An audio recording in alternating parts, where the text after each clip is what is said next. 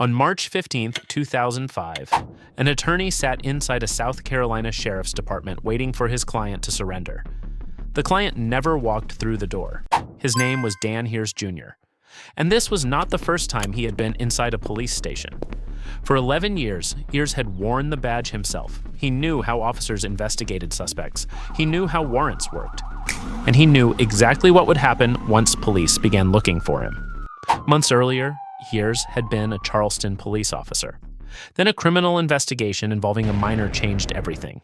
He was suspended, arrested, and released on bond while the allegations moved through the legal system.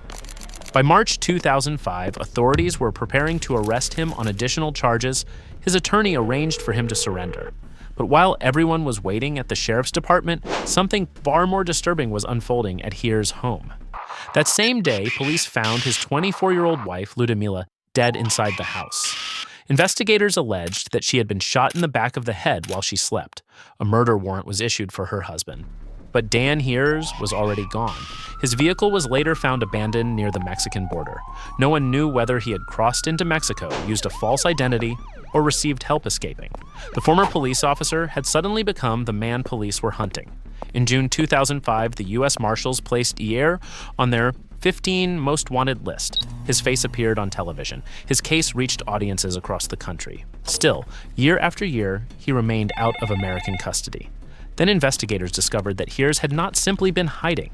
He had allegedly built an entirely new life on the other side of the world. Authorities traced him to Shanghai, China, where local reporting indicated that he had been living under the name David Williams and working as an English teacher. Think about that.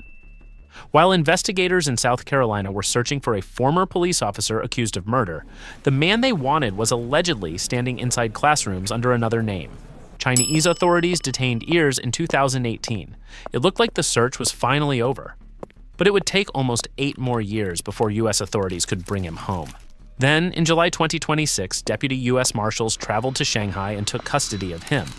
More than 21 years after the day he failed to surrender, Hiers was returned to South Carolina to face the warrants he had left behind.